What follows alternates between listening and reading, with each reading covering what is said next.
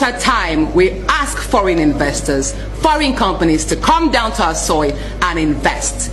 And they do so with the sole idea that there will be engagement. That engagement is to yield two results, which will, of course, serve both countries. On their own part, the companies will make profit. On our own part, we will make profit as well as job creation. You cannot tell me that since 2018, when they were engaged once, that we have not had any turnaround maintenance or any engagement in any of the IOCs that they would have conducted. I can even mention a few because we are going to take this very, very seriously. I can tell you one. They bidded for the FPSO topside for Shell Bonga. There's also a lot of jackets and platforms that they can construct. They can fabricate accommodation platforms. They can fabricate wellhead platforms, connecting bridges, and so many more. And what I'm saying is, it is of serious concern that many of the IOCs today, when there are turnaround maintenance or projects to be executed, they'd rather go and source for companies from their own countryside.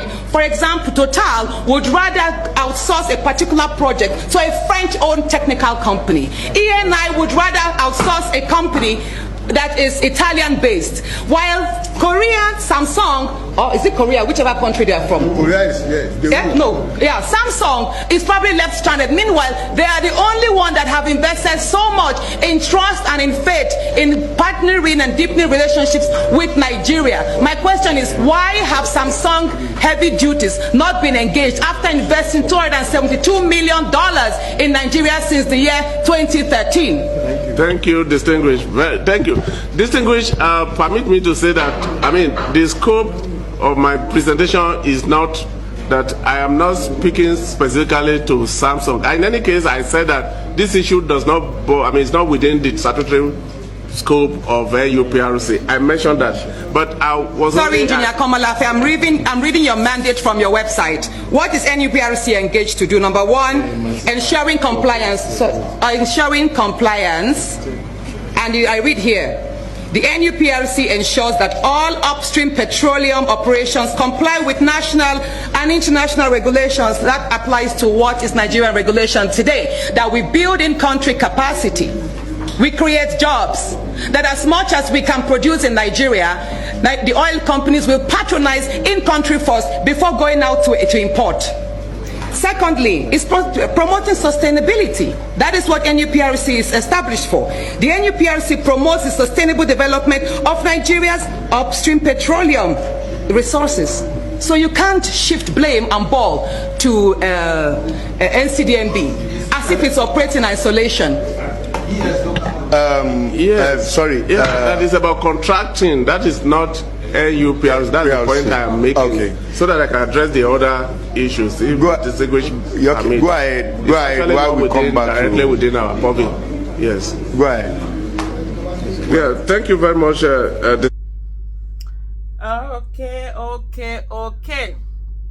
I'm sure you've seen that, right? You've seen that. That's one of the reasons why they don't like Natasha. Like someone who put out that video he said look at the body language in the room. Look at the way they're looking at her. You could see they were uncomfortable with the fact that this is someone who knows her facts, fighting for Nigeria, standing for Nigeria. And let me tell you, my people, we need courageous people in the National Assembly. When people say, oh, but you're doing activism, why are you doing politics? I'm always wondering, don't you know the legislative arm of government is supposed to be the advocacy arm? They're supposed to be pressing the neck of the executive. The executive will be delivering. That's how it's supposed to be. It's not a place for people to just go there and be collecting money. That's why mostly lawyers are the ones who are always there.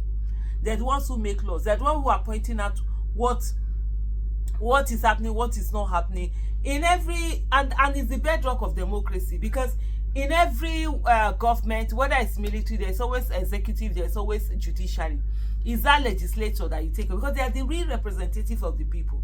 So we need people like Natasha Akpotu Duaga to be at the National Assembly, let us work towards sending 300. Let us even work on 300 right now. Project 300 to the National Assembly. Let's come and look for all the states in Nigeria. Where are these people we can get? And then let's do the campaign for them. Let's get them in there. If you carry one person in, I say a lot of people who come, Aisha, come and run for office. I said to them, having an Aisha alone, it's not going to make a lot of difference. You understand? But if we come as a force, so for me, that's I've been telling people, I want to get people into the national, that National Assembly. But of course, again, the thing is that it makes you look like a fraudster when you're telling people to do something, but you're not doing it yourself. Let's do this.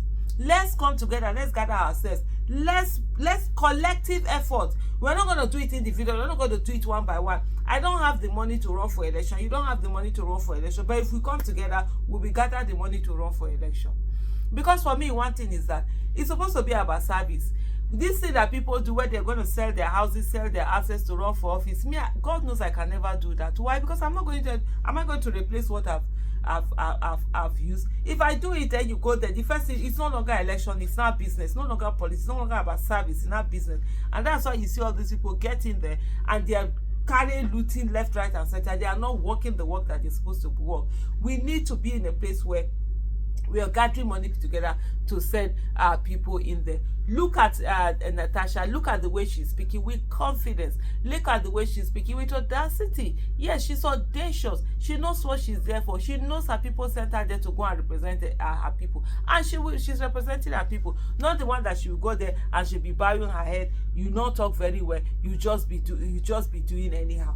These are some of the things that we really need to address. So when you see all of these things going on, and some of them have said to Senator Natasha Akpotu-Uduaghan that, oh, because she doesn't know what to do with money, she doesn't have use for money, that they have use for money, that's why she's doing all the consistency project, doing it for her people, spending all the money, not keeping anything. Some have even said to her that, oh, she's not going to pitch their people against her. So when their own people will say, but see what Senator Natasha Akpotu-Uduaghan is doing for her people, why are you not also doing, the same thing for your people? So these are some of the things that the anger, let me put it that way, that they carry against her and feel that, oh, she shouldn't be doing the things that she's doing. But hey, my people, we must protect the people that are protecting us.